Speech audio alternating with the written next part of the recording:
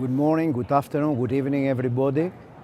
It's a great pleasure being here with Professor Katerina Naka from the University of Ioannina to discuss how we can improve the management, the cardiovascular care of patients with cancer.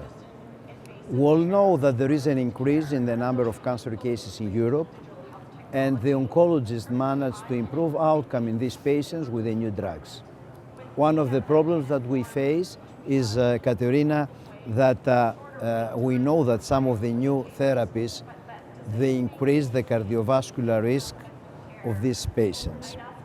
So it is necessary to improve outcome. Is it necessary to have more data, to have more guidance, and the ESC has already started, published last year the new guidelines. And also this year in this Congress, we've seen the curriculum in cardio-oncology.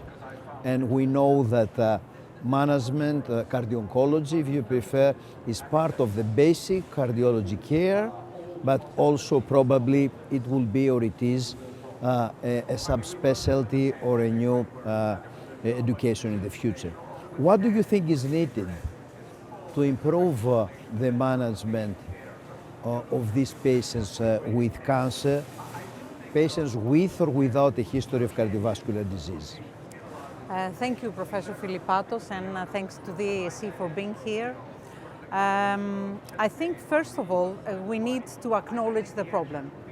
And as you just said, ESC has already done that. It's, the number of patients is increasing. They become more and more complex.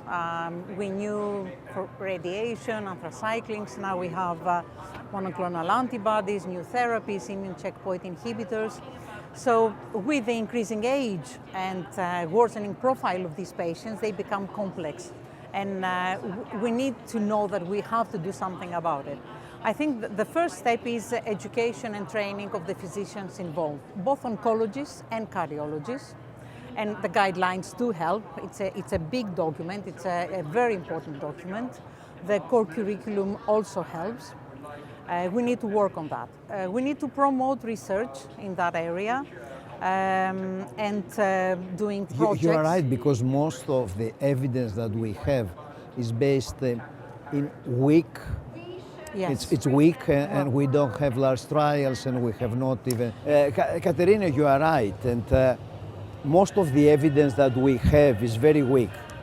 We don't have a large trial, we don't have randomized clinical trial. And it's probably expected because these are new type of patients, new therapies, so it's going to be difficult to do trials with this type of patients. So maybe we need to improve our knowledge and practices using registries or exchanging our clinical experiences, exactly. And this is another thing that we need to reorganize our clinical services and making them more cardio-oncology orientated. So this is one of the problems that we faced in the past with the heart failure clinics.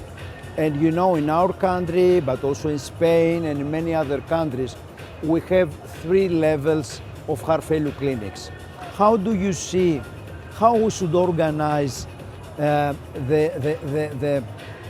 cardio-oncology clinics in the different countries? At least in our country, we have 14 cardio-oncology clinics around the country, and they try to follow common practice, common protocols. How do you think this should be organized? It's probably, in our country, it's probably easier because both advanced cardiac heart failure services and oncology services are probably offered in a limited number of the largest hospitals. And that's probably a good paradigm. And it definitely needs to be individualized for countries across Europe, and everybody has got their own health systems. So it's difficult to offer an example that would fit everybody. But that's, I think Greece is a good example that we need to obviously improve and work on.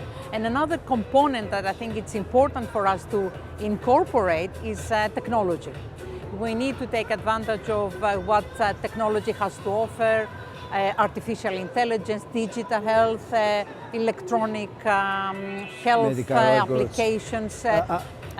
Both physicians and patients will definitely I'm really need to happy work. that you brought up this issue, because I think one of the reasons that we have this discussion is that you are one of the leaders of a new project, CARDIOCARE, cardio-oncology with the new technologies in everyday clinical practice.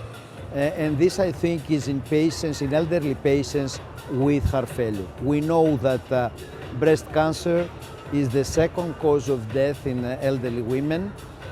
We know that it increases. We know that we have good therapies, and we know that the new technologies could help. Could you please tell us a little bit more? I know that this is an Horizon funded project. ESC also participates. Could you please tell us a little bit more Yes. about this project and how you think it will help the management of cardio-oncology patients? Thank you. CARDIOCARE is an ambitious project funded by the European Union Horizon 2020 initiative.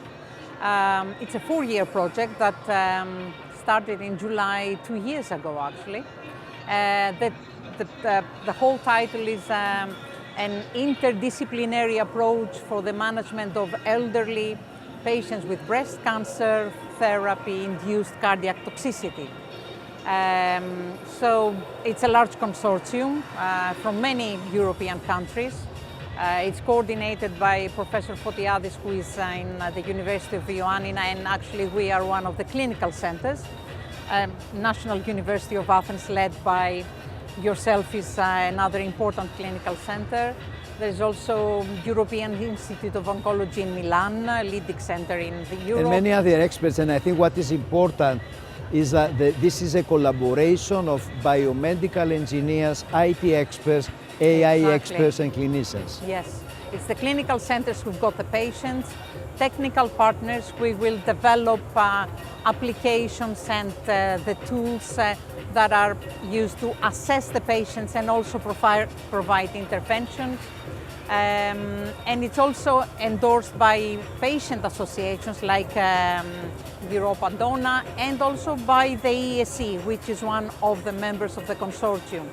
The main focus of the project is elderly patients. They are about 50% or more of the population with breast cancer. They are not represented well in clinical trials, as we just said, so they haven't got the best of care.